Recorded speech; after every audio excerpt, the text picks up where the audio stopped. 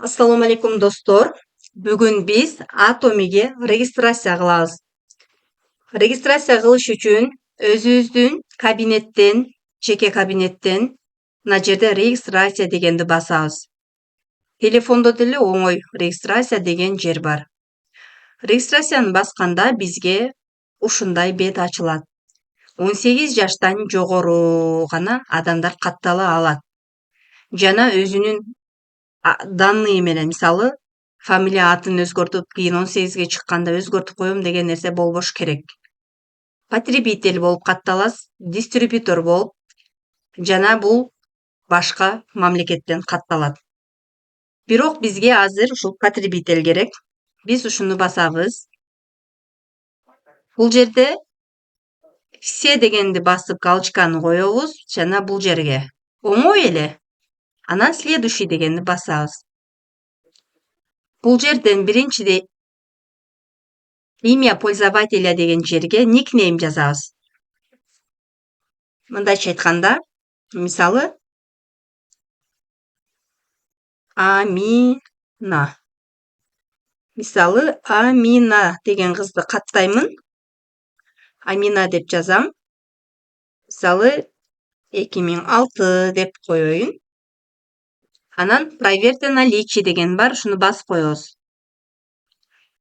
Андан кийин бул жерге фамилиясын жазабыз, атын жазабыз, отчество жазабыз. Мисалы, Байгожоева Акчура Жолдубаевна. Эркек болсо мужскойду тандайбыз. Аял болсо женский, эркек болсо мужскойду тандайбыз.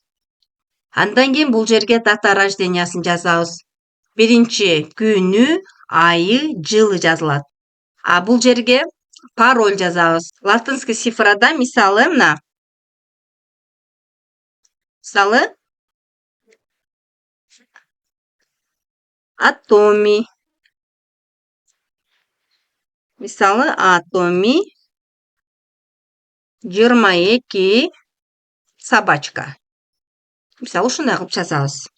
Анан ушуну эле бул жерге кайталайбыз. Телефон номер жазабыз. 996 да бул жерге мисалы 709 26 деп өзүбүздүн номерибизди жазып кетебиз. Бул жакка почта жазабыз. Мисалы, Амина 06. Бул жагына болсо эчтеке жазбайбыз. Могу жерден тандайбыз. Мисалы, Gmail, email. Бул экөөнү гана колдонобуз. Gmail болсо, ушуну тандап коебуз. Эми бул жер көк жаныш үчүн эмне кылабыз? Нолордун бардыгы толот да, толгондон кийин ушул жер өзү эле мындай болуп көк болуп жанып калат. Анан ушуну басып кийинки бетке өтөбүз. Мен азыр эмне үчүн сиздерге толтуруп көрсөтпөдүм? Себеби данныйларды чыгарганга болбойт, Дал ушундай көк менен следующий деп чыгат. Ошону басабыз. Кийинки бетке өтөбүз. Бул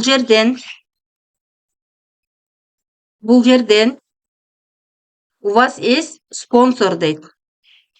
Ооба дейбиз. Да дейбиз. Анан кайра бул жерди басабыз. Бул жерге спонсоруңдун айдисин жаз дейт. Биз бул жерге артыбыздагы спонсордун айдисин жазабыз.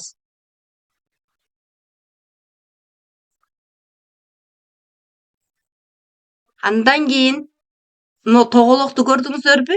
Ошону басабыз. Анан бизге дал ушинтип чыгат.